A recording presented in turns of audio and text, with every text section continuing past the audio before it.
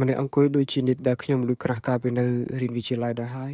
ប៉ុន្តែទោះជានាងពិតមែនក៏មិនហ៊ានទៅក្បែរនាងដែរព្រោះគ្មានឋានៈអីផងហើយការងារជាសំណងទៀតបើទៅក្បែរនាងនាំតែធ្វើឲ្យនាងធំក្លិនខ្លួនយាយទេតោះដែលធ្វើមិនស្គាល់នាងទាំងល្អជាង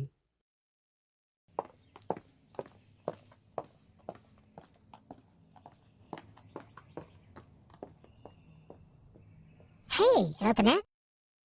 នៅចាំខ្ញុំដែរខ្ញុំគិតថានិតបានភ្លេចខ្ញុំហើយព្រោះយើងទាំងពីរខានជួបគ្នា6ឆ្នាំហើយ នៅចាំហើយចង់ជួបដែរប៉ុន្តែមិនដឹងតាក់ទងតាមវិធីណា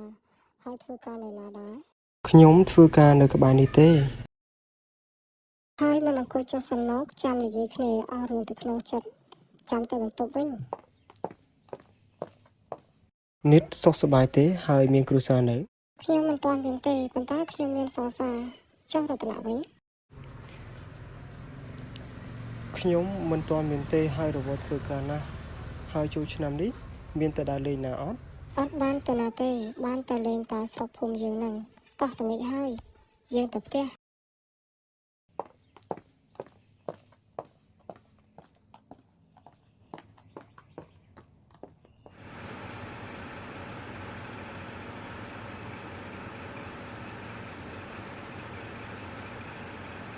ខានមកស្រុកស្រែយូរហើយទេសភាពនៅស្រុកស្រែពិតជា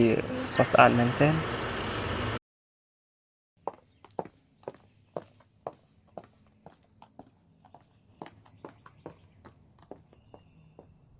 ទៅណាពីនេះហាហាហាសូម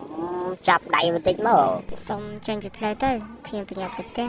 នឹងសិនហើយប្រញាប់ទៅណាបងចង់និយាយលេងជាមួយអូនបន្តិចណា ណែកុំមករៀងផ្លូវខ្ញុំណាប្រយ័ត្នខ្ញុំប្តឹងប៉ូលីស ប៉ូលីសអីអូនយើងជាខ្មែរដូចគ្នាតាបាក់ដៃទៅទូចមិនបានមែនអូន អានេះអញដូចជាឃើញឡានអ្នកណាទេបងមកហើយអា តោះទៅអាវិតអញមើលទៅដល់សើស្រួលទេអាឡានមួយនេះអាវិត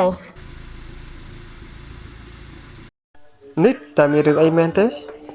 ពួកគេបានស្ទាក់ផ្លូវខ្ញុំ អូនពួកបងគ្រាន់តែចង់សួរនាំពួកអូនធម្មតាទេណា បងសុំលាពួកអូនទៅសិនហើយចឹង